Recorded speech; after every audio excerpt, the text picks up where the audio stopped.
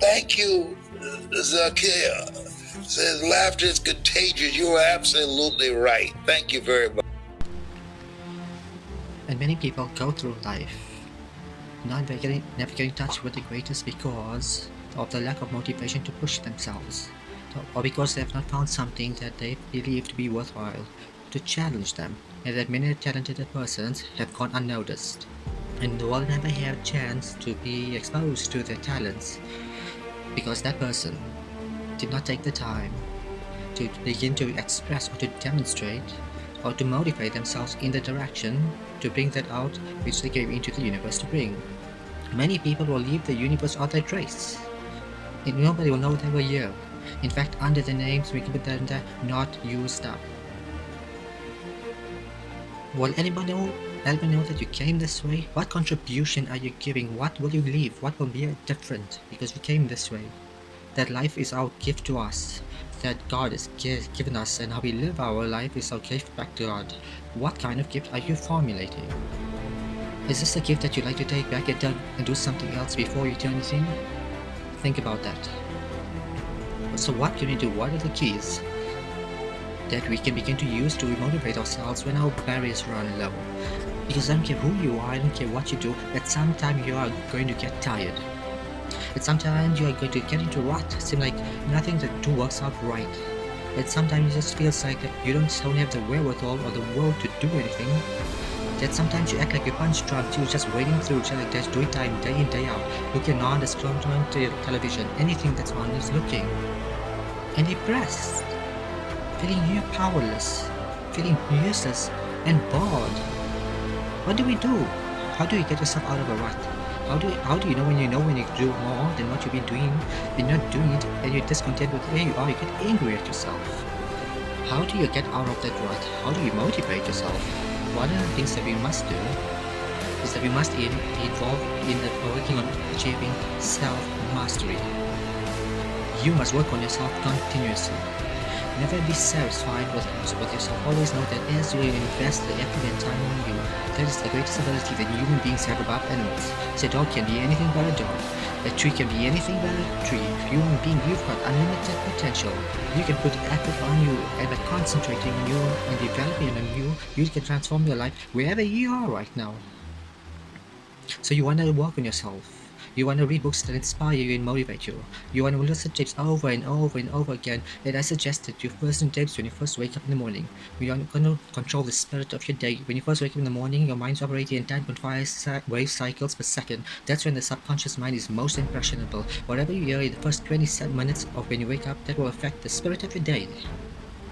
When you listen to tapes, listen with relaxed belief. Believing that this can happen for you. And by listening to them over and over again, and you will get a breakthrough. You can listen to tapes for months, and all of a sudden you hear something you never heard before. It has a special meaning for you. Or you read the same book over and over again, you'll find some special insight. You say, I can't believe I didn't see that the first time.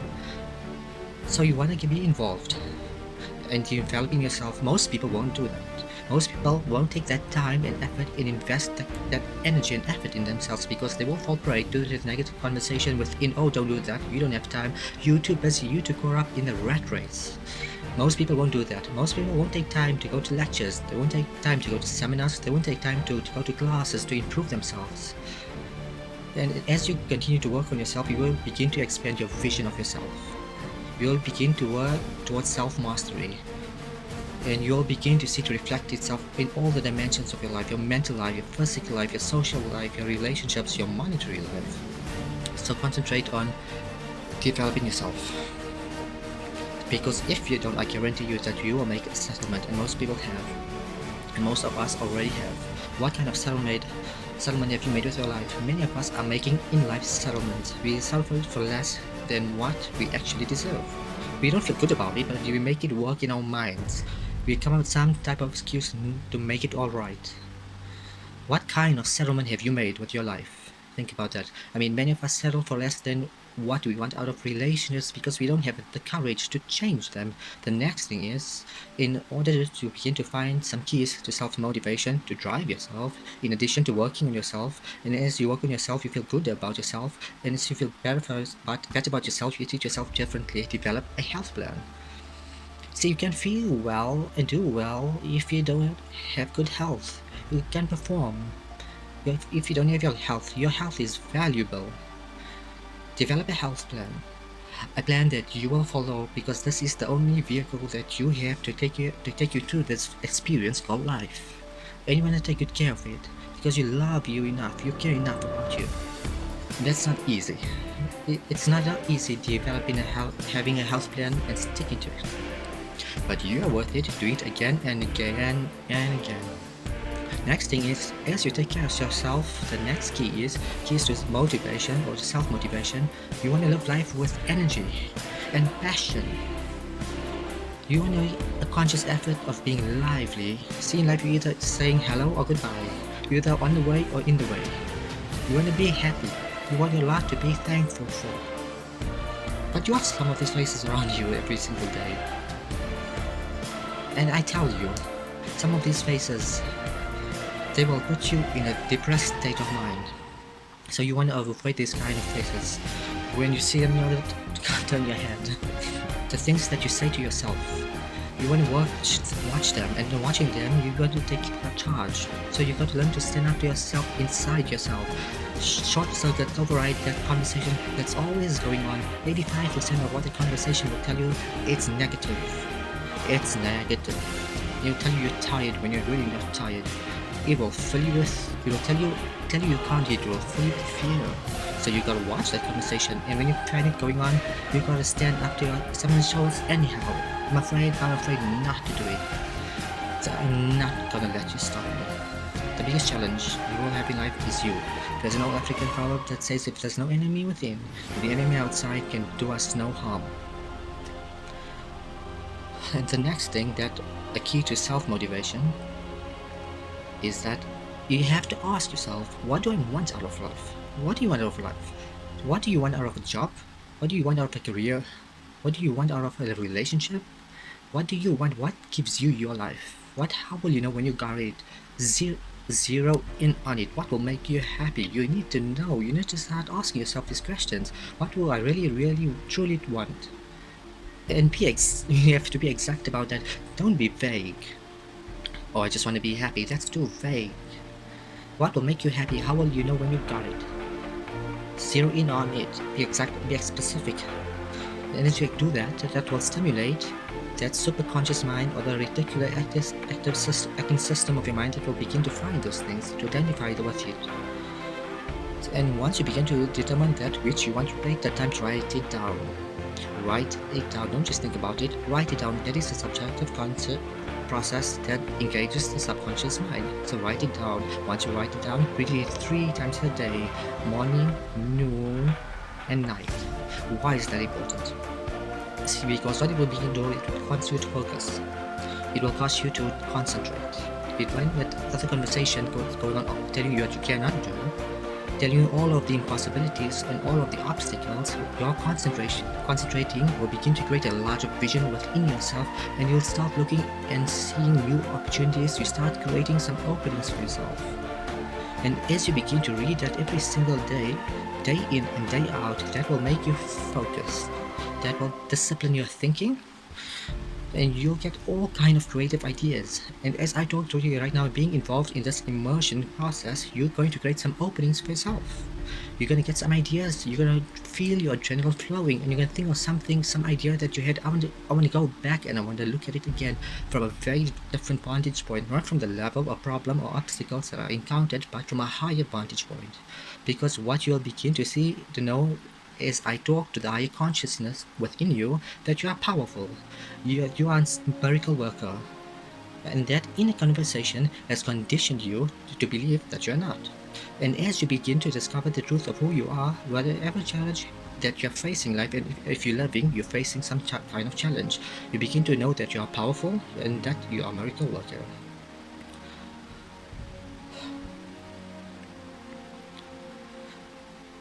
So, Let's look at how we can begin to keep our commitments. When remembering what Dr. Robert Anthony said about commitment, results. When you keep your commitments, you are able to produce some different kinds of results in your life. So how can we keep our commitments, and do we keep all our commitments? No, we don't. You will not always be at 100%. However, you will have a greater percentage rate of maintaining your commitments to yourself, whatever those things might be.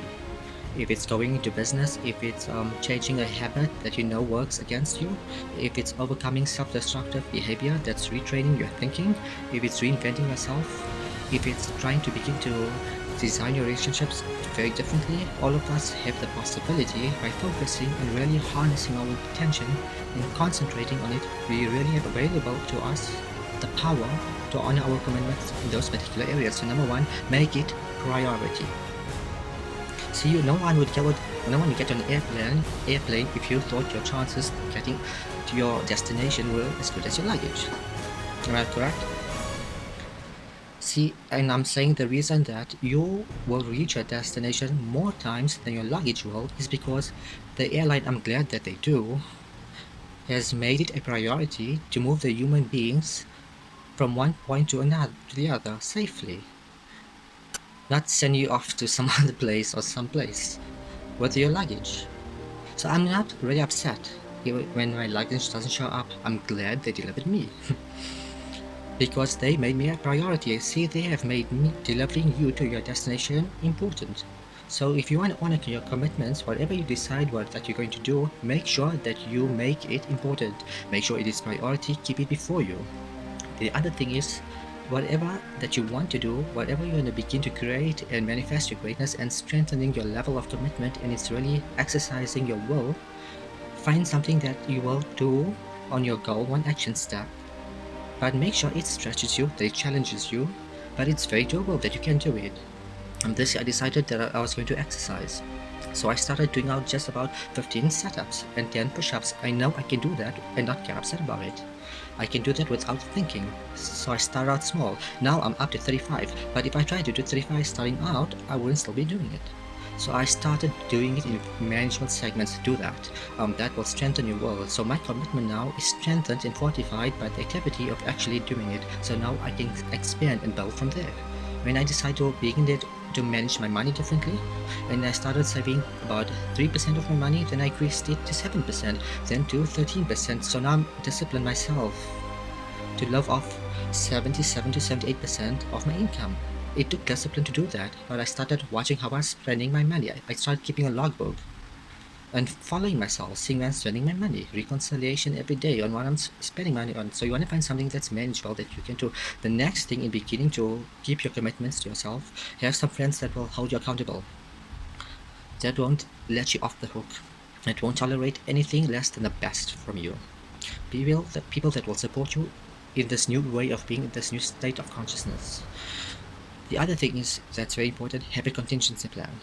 See, many times when you make a commitment to do something, the other variables that will happen, you cannot control, or perhaps you cannot think about. So you want to have some other plans going on. You want to become creative. So see, most people don't keep their commitments because when something goes wrong, they just stop. They don't have a contingency plan. So they don't know what to do next. Start being creative. If you challenge yourself, many times I say I don't know what to do. Awesome, zaakir. But if you don't know what would it be, it activates a different part of my mind. So I start thinking of the possibilities and I just experimenting. But many of us just stop dead at our tracks. I don't know what to do. You don't know what to do. You have genius in you. Challenge yourself, push yourself, make yourself come up with something. Use your imagination, and what you'll find is that you know more than you realize. That you are more creative, more resourceful than you realize that you are. And as you do that, the more you do it, the easier it will become. At first, it's going to be a struggle, and after you get to a certain level of consciousness, you will ask yourself, how is it that I didn't see this before? At a level, at how I'm speaking right now, they say consciousness is what we are. I say literally, I look at myself, I say, how is it that I didn't do this before? Why I couldn't see this before? And the reason I didn't see before, because I didn't challenge myself. I didn't put myself out here. See, the reason that most of us go through life never discovering our true greatness, literally walking, breathing corpses, the uncommitted life isn't worth living. Why? Because it doesn't produce anything. See, if you only things happen in your life only may make a difference when you are committed. When you make a commitment with your life, that's the people. Then people will make a commitment with their lives. The people make a commitment to the customers, commitment to their families, commitment to their relationships. Make the greatest impact in life. What is commitment? Commitment is a salesman who says, "I'm gonna make $1,000 and I'm not going home. You can turn the lights off. The janitors can be here running a vacuum cleaner, but I'm not gonna leave you until I do it." And by only commitment, when you have this kind of consciousness, see, the universe responds to the man or the woman that refuses to be denied. Because that is your commitment. That business that you want, that book you want to write, that dream, the dream you have of controlling your destiny, that is yours. That power to create that and to manifest that is yours. That's available to you, but you've got to be willing to stand there, face disappointment, not have support, feel lonely, doubt yourself sometimes, be rejected again and again, become bankrupt if necessary again and again, and refuse to turn around until life gives it up. Nothing can resist the person that has that kind of commitment. The people that have made a difference on the planet. When John F. Kennedy said we will go to the moon, in the next decade, he spoke it. That was a commitment, and people shared that vision. People bought into that. We have all kinds of examples in history where people have made declarations, who have committed their lives to bring about a difference. There are people taking a stand against hunger. I guarantee you it will be a part of our past in some part of time in some point to come. I mean, if I look at Sheikh Abdul Salam, he stood against drugs and cancerism. And today there's an organization who fight against that and assist people who are addicted to narcotics and are abused and are oppressed. But he took a stand. See that it took a great determination of courage and strength. Someone took a stand against polio. Polio, it no longer plagues us as it once did, because someone said, "It is my commitment to eradicate it from the face of the earth." So someone made the commitment. And the reason that we are here enjoying democracy, that we have someone made a commitment that whatever is required, if it means that I die. I remember Paul Rowan said, "Yeah, I stand for, I can do no other." And that's how you must be. Commitment means standing up for your life. It means honoring yourself. It means beginning to see and recognize your alignment and oneness with the universe, and that you are channeled for life to express through. And we short circuit it with anger, with fear. We short circuit it with envy. We short circuit it by being lazy or hypothetic or giving up easily. Why? Because it's too hard.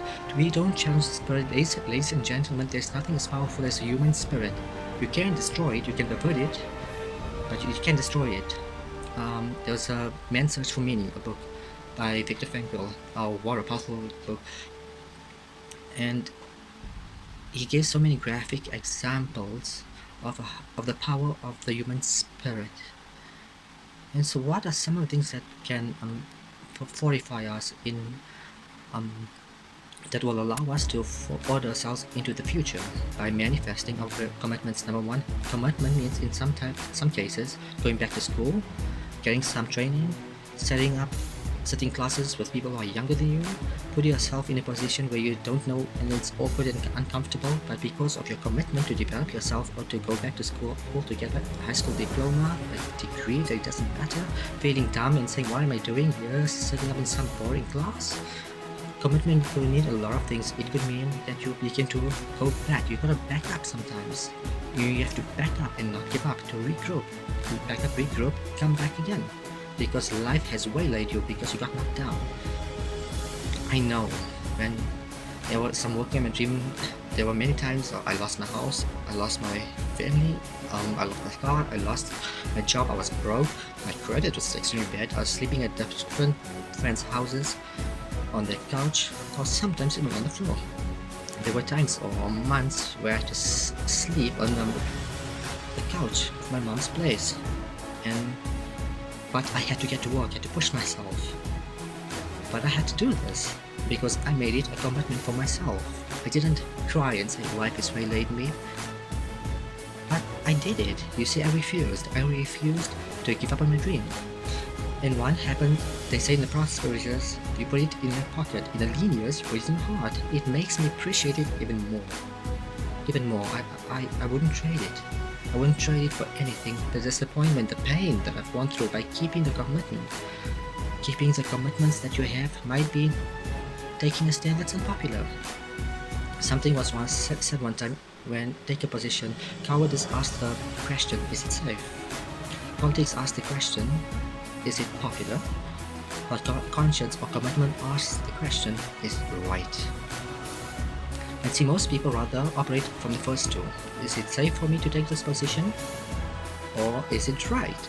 I remember working in management, people who believed in seeing this business enhancing, but because top management didn't see it, so middle management backed down, and they felt bad about it, so they wouldn't take the position because they didn't want higher management to look it down on them. They wanted it to be right. See, it takes a great deal of strong courage and commitment on your part to just step out a line. Henry David Thoreau said, a man doesn't keep pace with his companions. Perhaps he's listening to the beat of a different drummer. Let him dance to the music that he hears. How far apart? So when you're dancing, dance to the beat of a different drummer. Don't expect people to understand you. Don't expect it to make sense to anyone. Why you got to do this? Why you have got to go? Why are you leaving? This is a good job. I'm going. They pay you so well. I'm going. You're just a few years from retirement. I'm going. Why? Why don't understand? You don't have to understand. So this is what I'm going to suggest. Number one, that it does happen. So take total responsibility for it. Just own it. Don't make any excuses on why you gave in or why you didn't come through. Just own it and face the flag wherever it is. Stand up inside yourself. The next thing is assess the situation. How did you get here? What happened that you broke down, that you had a breakdown and you surrendered? What happened? What was going on? See, when I used to actually go on a diet, I no longer do that. I made my life, maintain a healthy lifestyle. I used to eat up until 12 midnight on Sunday or days in a week, anything that wasn't moving. And on Monday, I will get up and I'll eat a fruit, a very light fruit breakfast for lunchtime. I will fix some boiled chicken and meticulously peel off the skin off and eat the chicken and then eat the skin.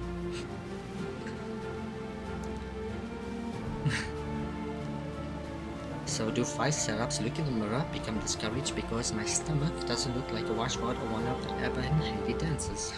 And I say, what's the use? And I go back to the refrigerator and eat whole fruit, eating in the refrigerator. So when I evaluated where I broke down, I realized that I cannot have junk food in the house. So I changed my route. I avoided people where I had to go for lunch and dinner because I couldn't stand there watching them eat junk food. If I had to go somewhere to visit and I knew they were going to eat, I said, call me once you're done eating, because if I look at the people and do the food, is going to call my name, and I know this. So I had to begin to make sure that I wasn't putting myself in a position where I would give up on my commitment. Am I making any sense to you? So I began to strategize around avoiding situations where I knew I was going to be gone. Another thing I do when I don't keep my commitment, I either deny myself or I do a trade-off.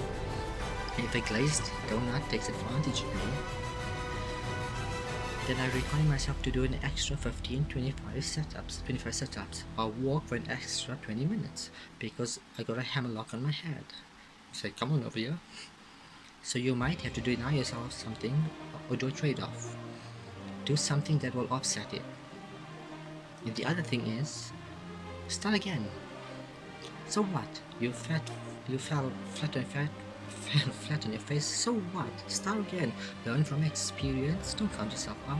Don't sentence yourself to a lifetime of being miserable, a lifetime of being broke, a lifetime of being unhealthy, a lifetime of being in a relationship that's no longer fulfilling to you, a lifetime of working a job that does not bring you satisfaction, doesn't give you the creative urge that you need, that you have to have in your life, that stimulates. Don't sentence yourself like that. You are a human being. Don't volunteer your life that way. Your life has too much value to the universe. You have something to contribute to. You have something to give. And so what if you make a commitment and you're not able to do it like a pro? But you are not good as everyone else. Live in the moment. I like what God says, look to this day, for it is life, the very life of life. in its brief course lies all the realities and verities of existence, the bliss of growth, the splendor of action, the glory of power, for yesterday is but a dream and tomorrow is only a vision. But today well lived makes every yesterday a dream of happiness, and every tomorrow a vision of hope. Look well, therefore, to this day. See if we just start enjoying where we are.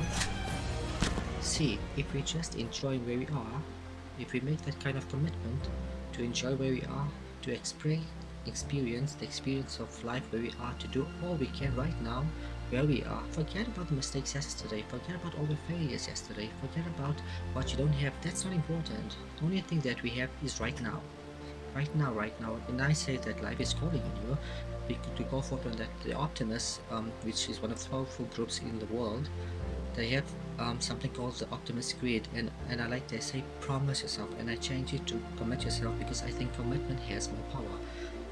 It says commit yourself to be so strong that nothing can disturb your peace of mind, to talk health, happiness, and prosperity to every person you meet, to make all your friends feel that there's something in them, to look at the sunny side of everything and make your optimism come true, to think only of the best, to work only for the best, and to expect only the best, to just as enthusiastic about the success of others as you are about your own, to forget the mistakes of the past and press on to the greater achievements of the future, to wear pure cheerful countenance at all times and give every living creature you meet a smile, to give so much time to the improvement of yourself that you have no time to criticize others, to be too large for worry, too noble for anger, too strong for fear, and too happy to meet the presence of trouble.